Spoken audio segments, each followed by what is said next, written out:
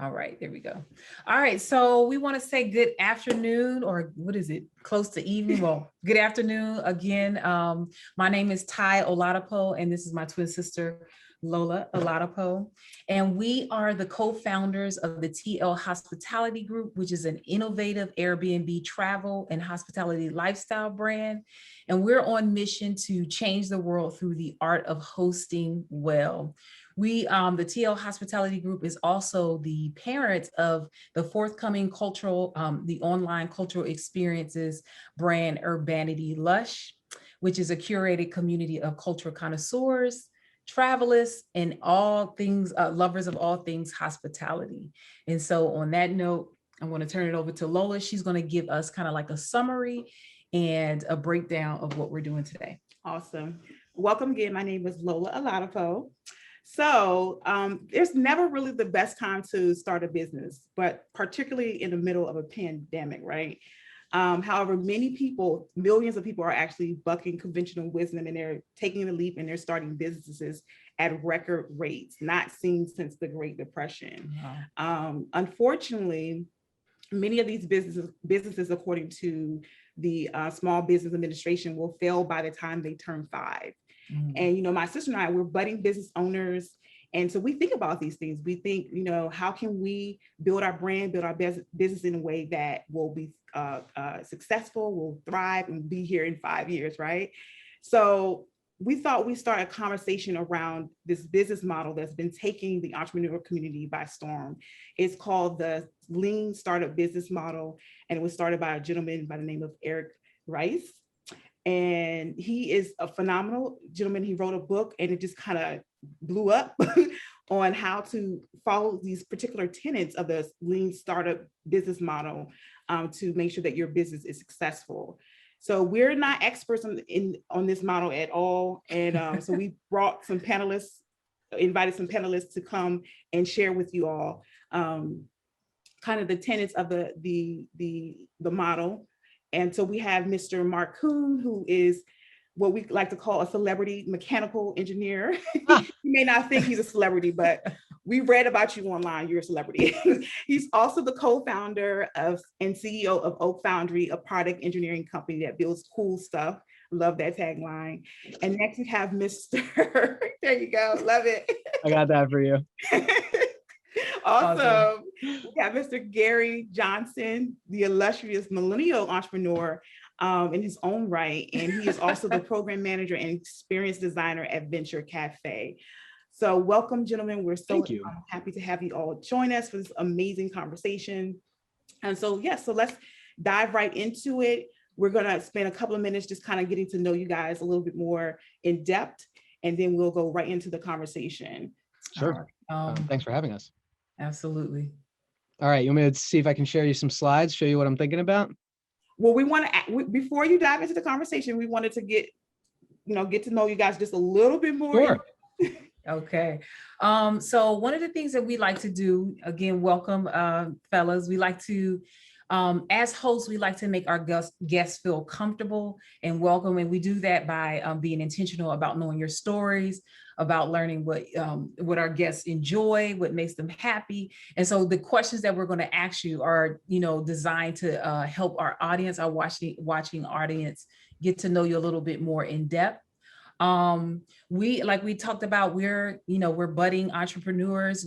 I'm an art teacher by day, and Lola has a early education background, and we kind of stumbled on to entrepreneurship. We started a standalone Airbnb, and we decided to do that to pay off student loans.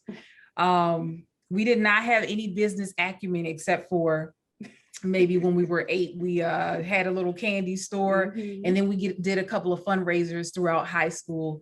So I wanted to ask first, if we're going to jump to Gary, right? Yes. Gary, what in your childhood or what kind of experiences pointed to entrepreneurship as a path for you? Yeah. Hello, everyone. Happy to be here. Great question. And I would say that, y'all definitely have that that entrepreneurship in your genes. If you read a lot of like business books, like some of the most successful business people started out selling candy in school. Oh, that's good to know. You We're know? on our way. There you go. Yeah. So what sort of, I guess, inspired me to be an entrepreneur? So when I was younger, in middle school, I actually went to Drexel Hill Middle School, so not too far from where we're at now in Philly. But my mom started a business to make extra money, and it was a property cleanouts business. And I like to say that she hired me and my siblings as her first employees. And That's basically, how. yeah, every Saturday, early on Saturdays, she would pack us up into this U-Haul truck, and we would drive around and go to different properties and clean them out. And it was really cool because a lot of times we got some cool free stuff. I was always interested in going to wherever was like the kids' room and like finding whatever toys and stuff or games were like left over. Yeah. Yeah, but I learned a lot about, hard work. And if you're going to be a business owner, it's about working, long hours, waking up early, putting in the time day Yeah. after day to make sure, the job gets done. So I didn't know that was entrepreneurship at the time, but then, when I got to college and started learning and studying business sort of formally, I was like, you know what, that's exactly what she was doing. She just never called herself an entrepreneur. Awesome. Awesome. Okay. So she inspired you to go into entrepreneurship. Absolutely. Yeah. Awesome. It's funny, Gary, because like I feel like so many entrepreneurs don't identify as that. They're like, I'm just doing the work. Yeah. Yeah, Absolutely. something that they're just passionate about and they just do it. Yeah. Right. That leads into our next question. And that's for you, Mark. You're on a hot seat now. So everyone has a why. Why do they get up every morning and go into their job to do what they do? So before you answer that question, we want to kind of share our why. Like my sister mentioned, we kind of stumbled upon entrepreneurship via Airbnb. We started an Airbnb 10 years ago, and we were hosting people in our home from all over the country, all over the world. And we were having these amazing conversations and experiences with people who come from very different backgrounds from that of our own, both racially, ethnically, and class-wise. And so what we realized is that we were coming away from these encounters different. Like our worldview was being expanded, their worldview was being expanded, because many times they don't have the opportunity to engage, two African American Philadelphia girls and kind of learn about our experience. And we would get these amazing cards from our guests of how their experience was just so enriched.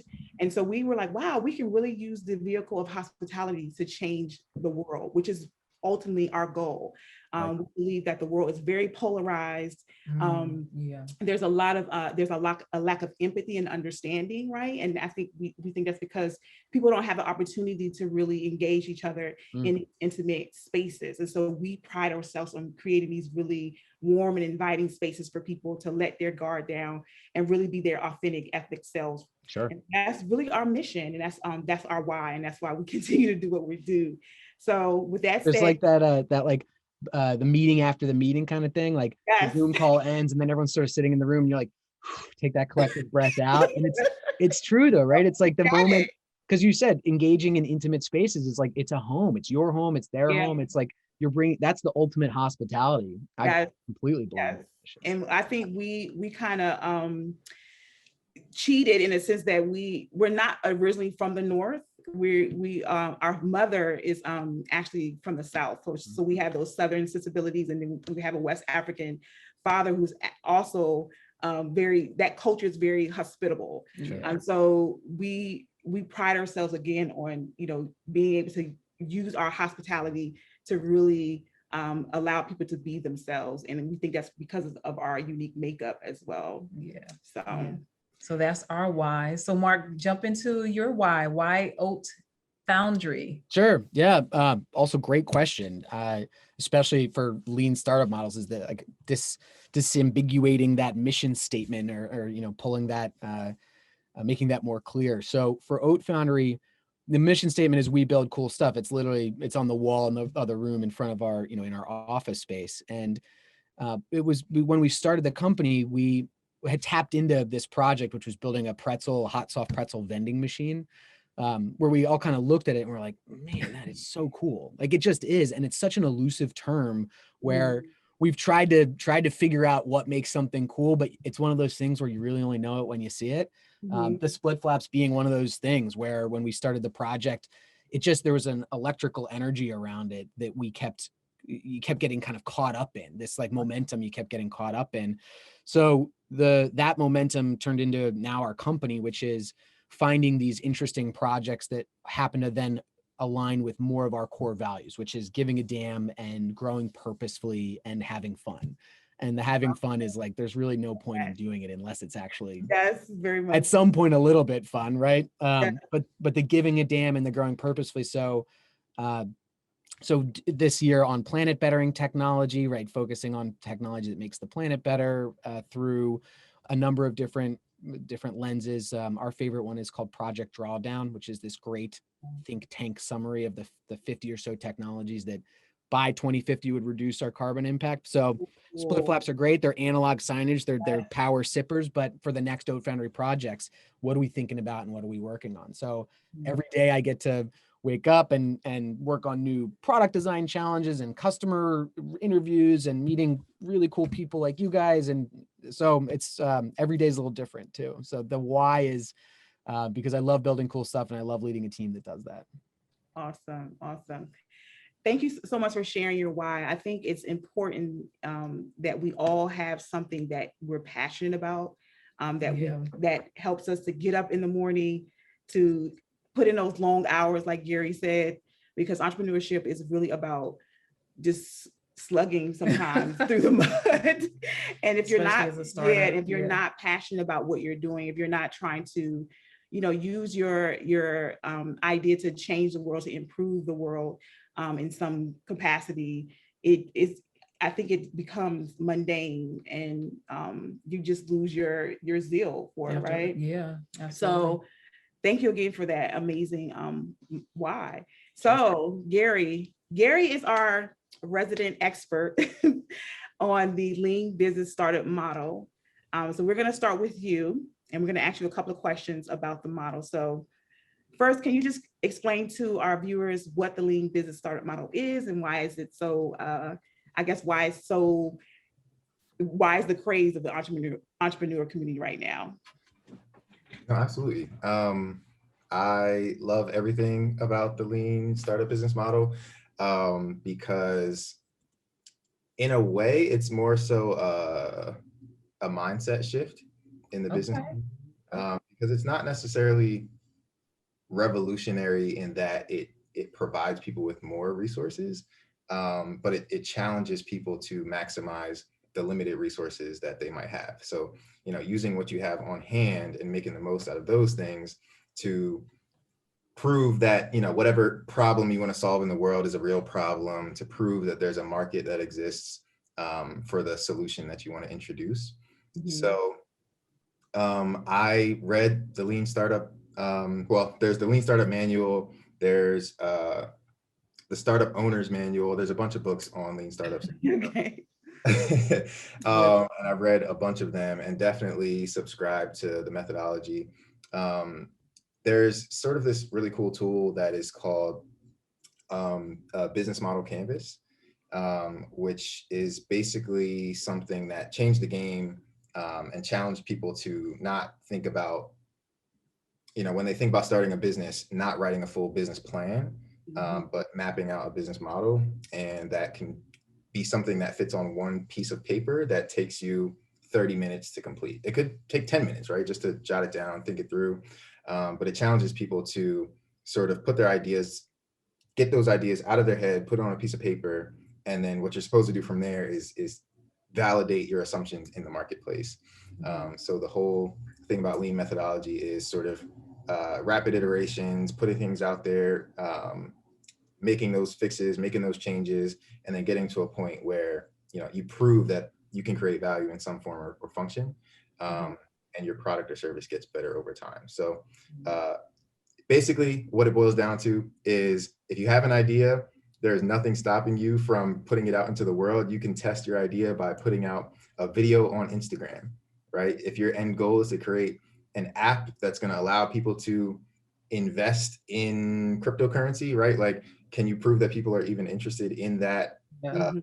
solution before investing your time, money, resources into a platform that people may not actually want at the end of the day? Mhm. So would you say that maybe, and I'll ask Mark this question, would you say that it's no longer necessary to write a business plan? That's a good question, because old school says write that business plan. Yes, we're writing one right now. Yeah, it's an interesting question. So, you know, I have a business plan for Ode Foundry, but it's gathering dust in a drawer somewhere. You have to get organized at the outset, like, because the ideas are very big and you're very in this like divergent thinking phase where you're excited about it, and it's easy to get excited about it. But and I don't know if I have this in my slide deck, but there's this like Japanese methodology called Ikigai. And Ikigai is like, it's these overlapping Venn diagrams of what you love, what you're good at, what you can be paid for, and what the world needs. And that's really what a business plan is like, for you specifically, where it's a lifestyle bit where you're like, you're living it and you're working on it and you want to be paid by it, and it has to be something that's a value creator for your customers. The business plan is like a great way to be organized in that front, but it's just a document. So like, that's not going to pay your bills. You know, that's not going to be your customer research. Like, you have to continuously kind of update that. So it's really, and I couldn't agree with Gary more, is that the business model canvas, value proposition design, that is all incredibly valuable, because you're thinking through what the customers, what their jobs are, what they're trying to solve for themselves, which even in the Airbnb, in the hospitality industry, some people are coming, and I used to Airbnb, you know, for years, was like, some people are just coming to just travel. They don't care. Some people are tourists. They're coming for an adventure. Some people are study abroad students. Some people are, you know, vacationers, and they just want like a lower cost, you know, to a hotel vacation. So they're all trying to satisfy different jobs. It's nice. A business model is really nice, especially in the beginning, as a placeholder to remember where you were. When you look back in 6 months, like I do look back at Ode Foundry's business model now, it's years old and now it's changed substantially so many times that like it just grows over time. But it is important to remember what assumptions we had at the outset, because lean startup methodology is all about experimentation with hypotheses. So you make a hypothesis, you test that hypothesis, and then you reflect, and then you grow, and then you find the next hypothesis to test with a new experiment. So if you have no benchmark of where you were, then it's it's critically difficult to grow from that point. So that's, I think, the value of a business model. My advice to young entrepreneurs is always, or fledgling entrepreneurs, is don't be paralyzed by analysis. Like, don't spend so much time writing a business model that you don't actually get out there and test your stuff, because that's really what you're trying to figure out is, will people pay you money for something? Okay, that's good. That's good. That's good advice. I think for my sister and I, we have had to go through several iterations of our business model because of COVID-19. We initially were just, again, a standalone Airbnb, and we had to quickly figure out, okay, we wanted to continue our mission, right? So we wanted to extend our mission to the online space. So we had to figure out quickly, how can we do that successfully? And we had to, you know, create, you know, get a beta team rather, and test our hypothesis that this was something that was transferable, right? But one of the things that we found was that there was some anxiety around putting our idea out there, because we didn't want other people to capture the idea. So what do you guys say for entrepreneurs, or say to entrepreneurs who are afraid to get their idea out there because they don't want other people to take it before they are able to make it to the marketplace? Gary, do you have any feedback for entrepreneurs that are fearful? Get over it. Yeah, I mean, it's kind of as simple as that. This is, if you're interested in being an entrepreneur, right, like, you're going to enter the business world that has room for competition, right? That's just how it exists.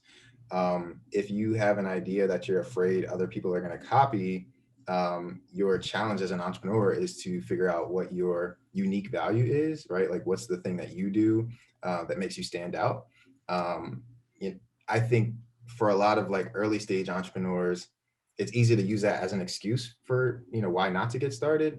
But you look at your neighborhood and think about all the coffee shops that are in your neighborhood. Like no one's telling that coffee shop owner like don't start because oh somebody else already sells. Coffee shops, yeah. Right. And part of that is like they're channel partners too, Gary. Like coffee shops are so geographically isolated that maybe they can share information. They can actually work as part, like, who's your bean vendor? Who's your cup vendor? Who's your delivery guy? Because we're actually not competing on the product. We're just in the same industry. That's a good way to think about it. Yeah. I think about the Mindset. just the concept of like so you're not afraid, entrepreneurs aren't afraid that someone is going to copy their idea. They're afraid that someone's going to copy their idea better than they're currently doing it. So it's more of like an insecurity around, I think it's your ego getting inflamed. And that's like worth internally recognizing, because and Gary's right, is like you need to build a moat around your idea. If it's so easy to copy that I can learn it in an email and start up a site and do it right now, then it's probably not worth copying. Like that, there's not enough meat there on those bones. It never has been easier to start a business. That's for sure true in the history of the world. But we think about that a lot, is like that what makes product special, what makes Ode Foundry special is like the people who are working on it, and then things like quality and things like value, right? So like, especially you, Lola and Ty, like you guys are what make this business so special. So if someone else was just like, we're going to do the exact same thing, it's like, yeah, but it's not you. Like that comes through how you support yourself. We're the secret sauce. We're the secret sauce. We do say, like, because our industry is more product focused, we do say that like if you release a product on Kickstarter, there's enough data to show that will be ripped off by a factory in Shenzhen in like a matter of time. Like that's a calculable number. Okay. Yeah. So we say like the brand is what's really important, the storytelling around the brand, because that's what your customers are going to really stick on to. So you can't ignore that. And it typically is, people come to us all the time, like, if I have a prototype, then I'll be successful. I'm like, one, there's no field of dreams. There's no silver bullets. It's not going to be like, once you have this thing, you start cashing the checks. It's just not how it works. If you're building a business, you're telling a story, and you have to make sure that story is compelling. So we tell people, like, don't think Kickstarter is going to be the way to go. Like, get it out there, see if you can test pre-orders as fast as possible, and start to build the moat in terms of like revenue also. So now you're like, you have more optionality with which to play. But it's challenging because of that initial ego fear of someone's going to do it better than me. I don't want to get started. Yeah, which is natural. Totally natural. I think it's more so, when you feel like you're still trying to get the resources to put the business idea out there, that is really not the other kind of insecure, but just, hey, how can we fund this? My comment on that is that most people in my experience want to help, and they will help if you trust them. And if you lead off with, well, I can't tell you my idea because it's a secret, that's not trust building. That's putting up a wall. I need you to sign this NDA. We don't ever do it anymore. I don't sign NDAs for new entrepreneurs, because I'm like, you're leading off with, I don't trust you. So like, what? So you don't advise early startups to have individuals sign NDAs before they actually partner with them? Or I think you would end up putting up more walls and more barriers than if you just politely ask for help. Ode Foundry signs NDAs when it's like a large corporate partnership or something like that, when they're worried about like the new release of a experience center or something, and they have to control kind of the PR that goes around it. But when we have new companies, my logic is, if you came to me, if I was in the business of stealing ideas, I would literally put myself out of business. So I have to build trust with people. And to do that, we need to take some baby steps to build trust together. And it starts with like, ask me advice, lowercase a, and let me give you advice, lowercase a. And let's see if we can build some trust. Because if you lead off with like the barbs, you end up not nearly moving as fast as you need to be moving. What do you think, Gary? Would you totally agree? Answer? Yeah, no, absolutely. It is sort of standard practice now in this sort of new environment to not approach people with NDAs. So, if you want to describe your intellectual property and like you've got some kind of deep technology you want to go over, like that's sort of a different story. But if you're just having a conversation with somebody about like, hey, here's my idea, here's where I'm at with my business, here's where I want to take it. Okay. There's nothing you're sharing that they're going to take and just be able to replicate. And Mark's point, like most people aren't out here trying to just steal your ideas. And even if they do, it's about unique value anyway, right? There's always going to be competition in your space. So you have to figure out some way or another if someone does decide to do this exact same thing, what's gonna, ensure that I still have the capture of the market that I want to go. Awesome. Awesome startups. You have nothing to worry about. Okay, so Mark, one of the reasons why we invited you is because we were very intrigued by your mechanical engineering background. Sure. And we are very much applied learners, visual learners, and we thought it would be amazing if you use the product engineering process, prototype process that you do there at Ode Foundry to kind of elaborate, expound upon the lean business startup model. I don't know if you have like a example or something that you can use to kind of. Yeah, I can show you some stuff. Okay. Let me see if I can share my screen. How about, you guys can see this? Yep. Mm-hmm. All right, cool. All right, so you guys know me. This is a picture of me when I'm not looking like I'm all polished for the camera, so a real Marcoon. But just some background on Ode Foundry. So we build all kinds of products like the split flap displays. We've built them for all kinds of cool people like Google and KitKat. They do all kinds of crazy cool animations that are very attention getting. And then other versions of cool tech, analog tech, like our picture flaps. So for Shinola, we built this box for the Eagles that they use for communicating with the sideline players about like, what plays they have to do. Mm-hmm. We support these all over the world. So we have them in Germany, Azerbaijan, Hong Kong. We do like brand experiences too for La Colombe and for a number of others. And then like system design. So system design is where you get into like kind of the real hardcore engineering of, we're programming stuff and we're doing piping design and we're doing, all the like hardcore mechanical and electrical engineering. So systems, products, I showed you a little bit about this, and then kind of these remote experiential events. So remote experiential is like more digital physical crossover. We did one last year that was, we wanted to have a Yule log. So you can see that there on the right, and it's people could write in and communicate with this sign. Wow, that is so cool. Yeah. And we actually did a partnership with Chris Ramsey's a famous YouTuber, and we got tens of thousands of people coming to the site, thousands of people writing in messages from all over the world. We're actually just about to release a video with like some of the more vulgar messages on it. So it's our employees like reading them like mean tweet style. But I just wanted to talk about like really innovation a bit, because the lean startup model is, I think actually the book is celebrating its 10th birthday this year, which is pretty exciting. And it's been such an inspiration to present company. And then we've been able to kind of crib together our notes on it as well. So this idea of like, build, measure, learn, this feedback loop of taking ideas, building something, building a product, measuring it, getting data from that product, learning and ideas, for Ode Foundry's part. And let me go to, let's go down to, I'm going to jump around a little bit, guys, so just bear with me here. So like for Ode Foundry's part, this is kind of like how we visualize product development. So we do these, like we create concepts for things. We'd make the least expensive prototypes for a product, which frequently can be something like on that DraftKings slide of the animated split flaps. I don't know if you guys realize that like one of those was fake. Like one of those wasn't even a real product. It's your eye catches like the movement in one, but we do digital renders for the other ones.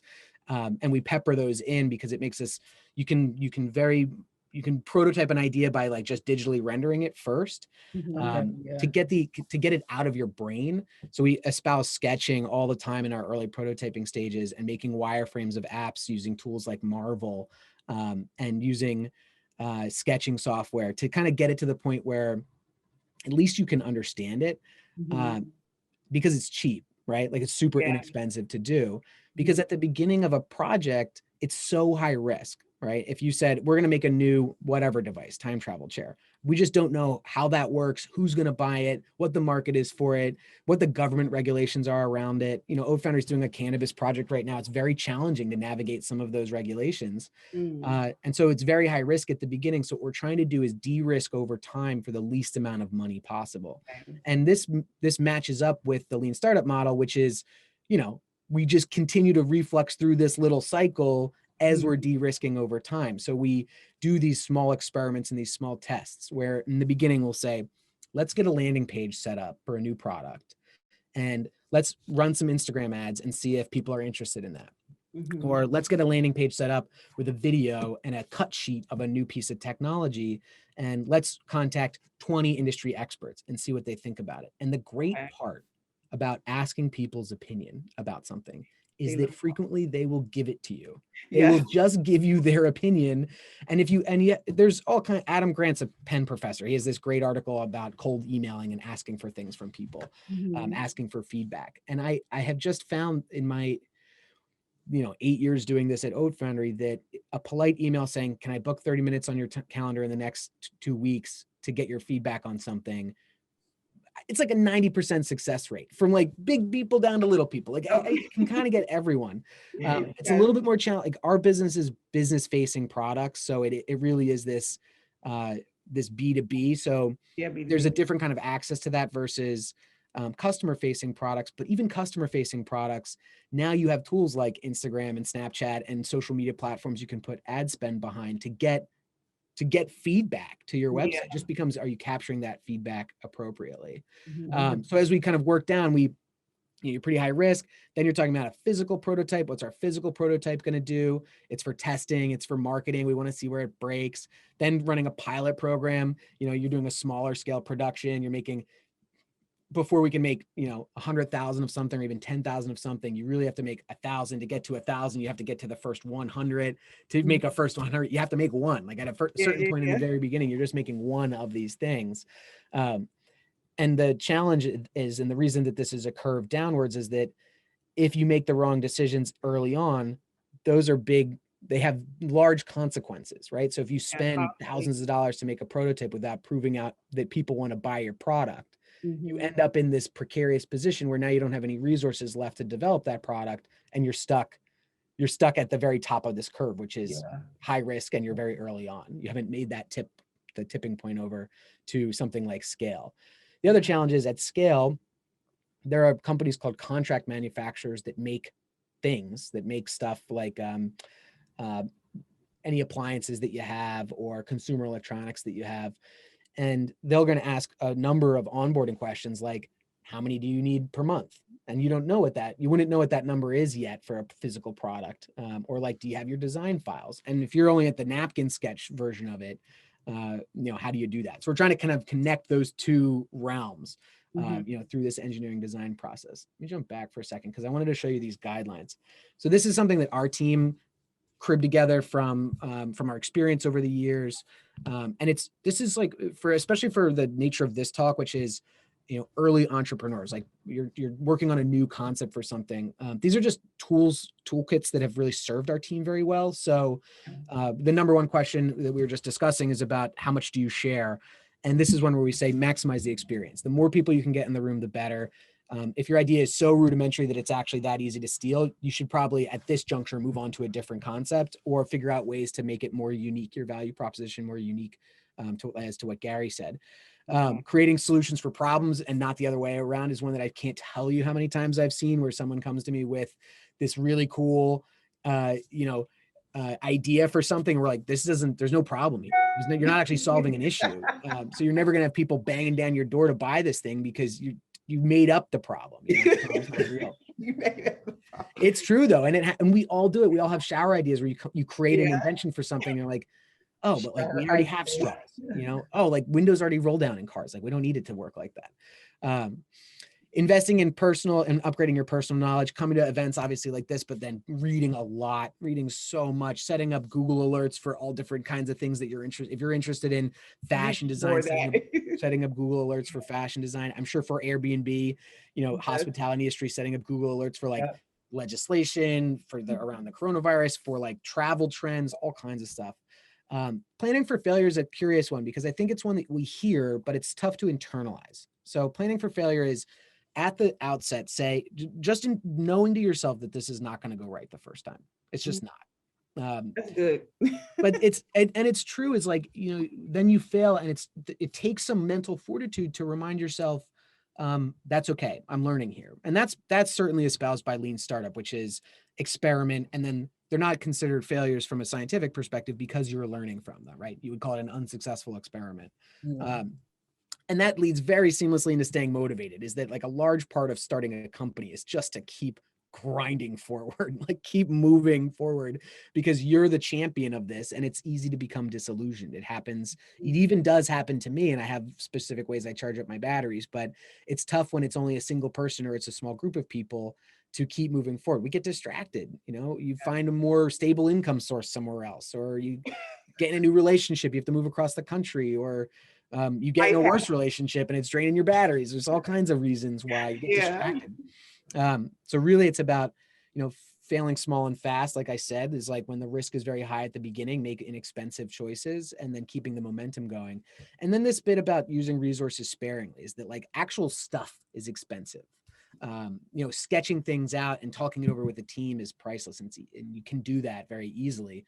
And very frictionlessly versus spooling up a manufacturing line and buying 10,000 plastic parts for something. You better be damn sure you got that part right, because if you don't, you just blew 10,000 parts worth and money and time on something. Similar to maximizing the experience is this idea, this concept of sharing ideas. So we have found that it has always been more lucrative to share our ideas than to keep them secret. The asterisks here, Ode Foundry does own intellectual property that we don't give away for free. So I'm not saying take your patents and just like open them up to the whole world. Everything can be open source. Everything's open, like happy-go-lucky. We're all linked arm in arm singing Kumbaya. No, I'm not saying do that, but I am saying if you put your learnings, if you had a website and you said, here's what we've learned about running an Airbnb, here's what we've learned about the hospitality industry, here's some ideas that we have had to try, you're going to find these associative connections where someone from this presentation, someone from a guest, someone from an investor, they start to see how you think about things. And that starts to generate more of this flywheel effect where you're starting to get momentum to be built. Recording the journey is kind of my comment about the business plan, is that, the utility of it is great to get organized. And I saw Tracy's comment that she's old school and a big fan of the business plan. So it's definitely smart to stay organized and get a business plan, but it's also important to, as serving as your milestone for starting the journey. And then we're continuously checking in and recording the journey. And then finally is taking shots. So much of the lean startup model is about experimentation, is about testing forming a hypothesis and testing a hypothesis, whether it's through marketing or prototyping or business plan design or value proposition design. And so we use this OODA loop, and the OODA loop is, I think it was from the Air Force. I have to go back and look at where that was, or where that originated from, but it's observe, orient, decide, and act. And it's just another way of saying, take shots, test, experiment, prototype, hypothesis. These are all the same concepts, but basically make new decisions with new data. So these are innovation guidelines. I think there's, maybe we pause there for some questions. Yeah, I see some in the chat. I think it's Zave. This person talked about sharing ideas, and there's companies out there like Apple where they're super successful, but they're secretive about, what they're doing as a company. What would you say to that observation? Yeah, so it's a totally fair point. There's things like trade secrets too, like Coca-Cola, like that's a trade secret. They don't know how it's made. It's built into their company culture. I think Apple's a little bit tough because Apple is a company that obviously was started by Steve Jobs. And if you read anything about him, you know that he was like a really tough guy. He was a fairly egomaniacal guy. Was a good father. And there's a lot of like kind of like very tricky things about Steve Jobs, but I found Apple to be the paradigm that most people look to when they look towards design or entrepreneurship. And it's I would view that as more of an outlier than a consistent and repeatable paradigm to follow. I think there's plenty of companies that like play their cards close to the chest, but they have a lot of, especially Apple, like a long history of failures that we don't get to see, right? Those are they just sweep those away and you never even learn about them. And when companies come to us and they're like, I want the Apple version of this product design, I'm like, well, they have billions and billions of dollars to throw away on projects. Okay. So that's certainly a challenge. I think that so much of entrepreneurship is, someone gave me this lesson once, and it's something that has always stuck with me, is that there's no rules, there's no path to the first 10 million in revenue. Once you get past 10 million, there's CEOs you can hire. There's, you know, what sector you're in, you can get venture capital, it's easy to raise more money, all these different, like, you can hire a new BD team, you can hire a new like executive staff. But if there was a repeatable process of the first 10 million, every single person would do it. It's just that there's no, it's like, here's the guaranteed success way to get to the first 10 million. And so what I advise to young companies is take this, even these lessons that I've learned, and they have to feel right to you. So if right now it's feeling more right to keep it secure and keep it safe, nothing should sway you from feeling like that. This is only what Ode Foundry's experience has been, which is it's a numbers game. And for us, it's getting more products out faster that are successful is to triple down on keeping all of our eggs in one secretive basket. This is great advice. I did have a question. I don't see any other questions in the chat box. Please put your questions in the chat box if you have any, but I have a question for both Gary and Mark. So Mark, you mentioned that, you know, as an entrepreneur, there are going to be times where you fail, and that's actually a good thing because you learn from those experiences, right? And part of the I guess the art of becoming a successful entrepreneur is your ability to rebound, to bounce back really quickly and stay motivated. So Gary and Mark, what do you guys do to, I guess, keep yourselves motivated when you have a setback in your entrepreneur journey? Mm-hmm. That's good. Gary, go ahead first. Sure. Thanks, Mark. Yeah, I mean, if you want to be an entrepreneur, I think in the beginning of your journey, you just have to understand that those setbacks are going to come. Mm-hmm. Challenges are a part of the process. And like Mark said, right, it's about sort of building a business like a scientist and understanding that you have to continue to experiment. And, you know, experimentation comes with failure, but it also can be very fulfilling and rewarding at the end of the day when you have those successes. So it may take a lot of failures to get to those successes, but if you sort of appreciate the journey and the learnings along the way, that's what it's all about to me, is just being comfortable with that journey. Awesome. I was going to ask you a question, but I don't know if it would be appropriate. But because many of us, I know for me, like, I don't like to share, you know, when we haven't met a goal or we have failed to do something or perform in a certain way. Are you free in sharing like a time where you felt like you didn't succeed or you didn't meet your measurements or your goals? And would you a particular story? Yeah. Do you have a particular story that you want to share where you failed fast, but you bounced back? I'm trying to think of which story to tell. I feel like I get it right 51% of the time. Like, well, I wanted to share my opinion on the first question. So I'm lucky because I started Ode Foundry with a team of people. So I was a co-founder in this company. Mm-hmm. And I think that I tend to get a lot of the individual credit for it because I'm the CEO, and I certainly deserve some of that credit. I will take some of that credit, but I think that like Ode Foundry wouldn't exist if it wasn't for my co-founders also. And now it wouldn't exist in its current state without the team we've built around us. It is what makes the company the company. I think it's very challenging for individual entrepreneurs because you're stuck in your fishbowl. You get stuck in your head and no one will beat you up more than you can beat yourself up. Mm-hmm. It's just true, right? Probably a little solipsistic, but it's just true. And so my advice is always find community in peers where you can discuss, like, I'm getting this HR challenge. Like, I'm trying to hire this guy and he keeps hitting me up for more money, or like this vendor keeps screwing up our quality and I can't figure out why and I don't know how to approach it.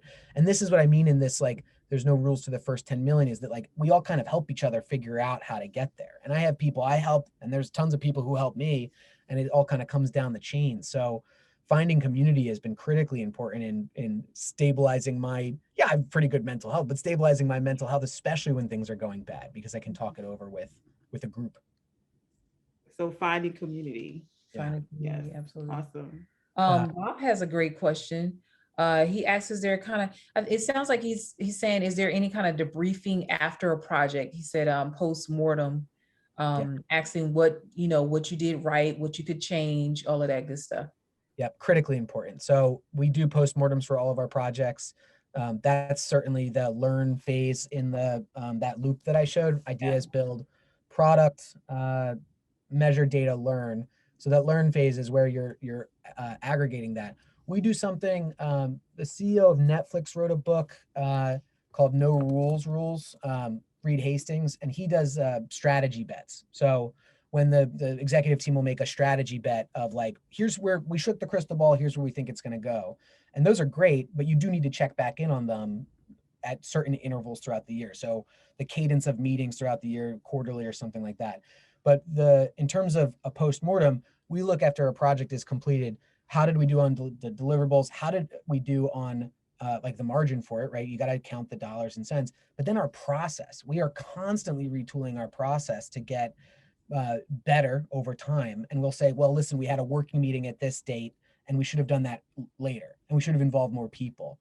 And so all of those are kind of aggregated in one location where at the end of the year, we can go back and say, here's the big lessons we learned this year, which has been awesome. Love that. Yeah. So Mark, you talked about forming a board or the importance of forming a board to advise your business. What's the concept that get your MBA? Get your MBA through your board members. Essentially, Sure. Essentially, you were saying you don't have to necessarily go to school and get an MBA to learn the skills that you need in order to run a successful business. So, my question for you is like, what are the what should you look for in a board member, and how do you approach them? Yeah, this is tricky. So this is what I would look for is filling in skill gaps that I don't have. So when we started Ode Foundry, it's a lot of mechanical engineering. So it was, can we find finance people? Because that's typically downplayed in starting a business, is like money management, smart money management, marketing, like sales process help, things like that. Because we tend to minimize things that we're not good at because we don't want that to be shown back to us. And so it takes a little bit of like self-introspection to be like, what am I actually really not good at that I could ask someone who's in my network to do? There's an activity just called Map Your Network, where you just sit down and diligently look and say, who do I know and who can I ask? I start with a very specific ask. Could I ask you for 1 hour of time once per quarter for the next 4 months or the next 4 quarters? These are the prospective dates. Right now I'm pretty early, so I can only pay you in beer and pizza. Would be interested to like change that. Or if someone says, well, listen, you can book my time, but I'm $100 an hour. If you value them at $100 an hour, it might be worth it, and give them as much information as possible. So that's a fruitful hour. I have found that, and this is one of my advisors says this, and I don't know if it's like true anymore, is old people like helping young people. And I take that to just be knowledgeable people like helping currently non-knowledgeable people. Yeah. And I'm not really that old of a person, but it's flattering when someone with less experience than me says like, I've seen what you do and I really want your help on this. And I can just give that. It can just give my opinion. Like I said earlier, like most people are very happy to give their opinions on something. Yeah.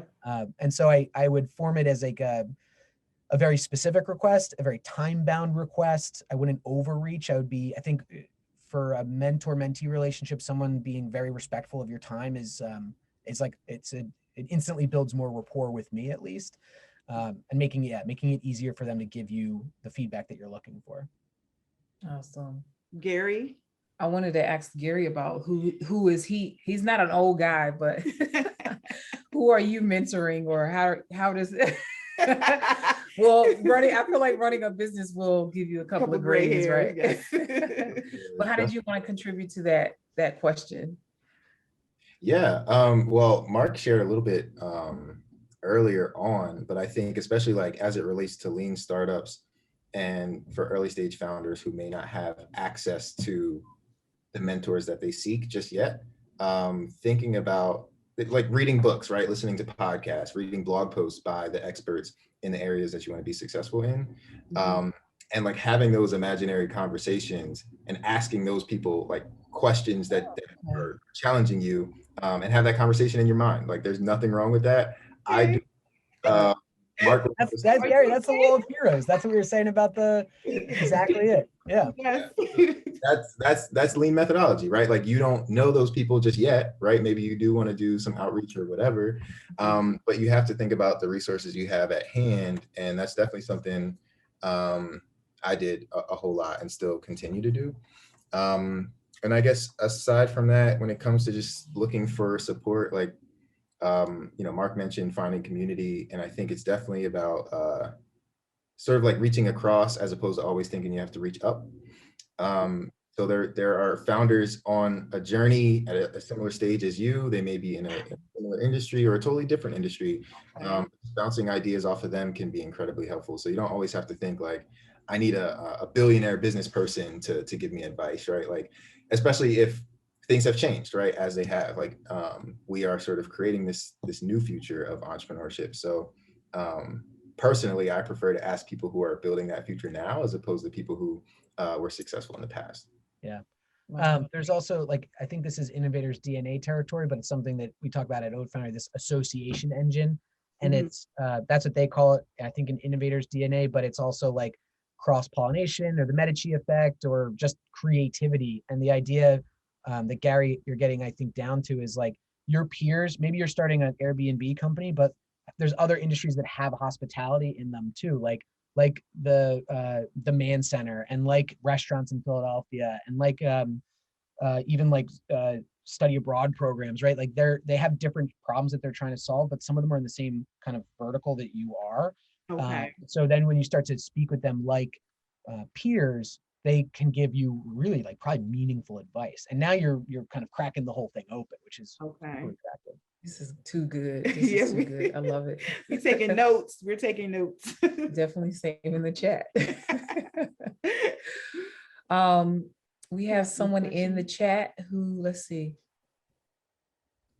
Most startup founders are on the younger side and network with younger people. It is good to add a few older folks who have experience and wisdom and are often flattered and open to sharing and giving their time. Yeah, big time, Zave. That's big time. Yep. That's like our advisors, at least at the outset, were it was like one of my co-founders' dads, and it was like friends of like it was just people in the network, right? It doesn't have to be this like hyper fancy, very formal thing. And the first meetings were literally that. It was just get some beers, get some pizzas, and at least that one dad, who is still a very good friend of mine, said, listen, if you guys meet your sales goal, if you generate more of the revenue next year, I'll buy the pizza and beer, or next month, I'll buy the beer and pizza, better beer, better pizza, something like that. So there are these like tiny little goals that aren't, it's just better beer and better pizza. You're not talking about millions of dollars here, but it was enough to be like, I want to prove him wrong. I want to show him what we're thinking. So what's happening? What's happening?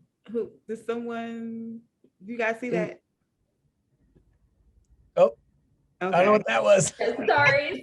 Somebody's ready. That must be our next presentation. So sorry about that. Oh, that's so funny. We actually have 3 more minutes before our next presentation. That Yeah, was our cue. you're good. That was our cue to wrap it up. No, you're all good. Really quickly though, Go ahead, Gary. As entrepreneurs, you're going to get a lot of advice, and a lot of people. I think entrepreneurs they should keep their ears open, right? You should listen to anybody who is offering to help you, give you their advice. But you're the entrepreneur, you're the boss, right? At the end of the day, it's your decision of what you execute on. But I feel like a lot of, especially early stage entrepreneurs, they'll hear something from one person who says like, no, don't do it this way, do it this way. And then they just do it because someone, more experienced, more senior told them to do it. But This is true. But when you have the lean mindset, you can kind of take that and experiment and see if it succeeds. If not, if it doesn't, just keep it moving, try a new idea. Love that. Love that. So we want to. I just want to show you this real quick because this is what Gary was talking about earlier. Oh, this is you. Okay. So this is value proposition design, and then the canvas. This is what the canvas looks like, I think. Right, Gary? I'm getting this right? Yeah, that's the value prop canvas. I got the lean canvas right here too. So we got all of them. Yeah. So it's just, this is like a Bring it out. cool thing that they have a great website. You guys should check it out. As far as like mapping out visually for visual learners, mapping out what you're doing. So that's a great tool. Awesome. Yeah. I love it. You guys have been very insightful. I just I'm gonna close this out by saying thank you to our panelists for like I said, Amazing. insightful, a lot of meat for us to chew on. I feel like we need to really get into a mindset shift, which is the lean model is all about mindset and doing things quickly and learning and turning and let me stop. I'm trying to rhyme here, but thank you to Venture Cafe for allowing us to host this talk. Thank you to our audience for coming through and just be willing to share your contributions through the questions that you posted. And again, where can everyone find you, Mark, on social media, and Gary? Just Instagram is Ode Foundry Builds. We also have a pretty strong YouTube presence, just Ode Foundry. We have a podcast about innovation called Goat Factory, where we explore the greatest of all time in innovation process. That's on Spotify, on Apple Podcasts, on all the kind of Stitcher, all of them. And then just check us out online, odefoundry.com. Awesome. And then Gary put his in the chat, and I think we'll do the same. And on that note, I think we are. What we say our saying was going to be? Go lean, and go launch. Love it. Thank you guys so much. We appreciate you. Take care. All right.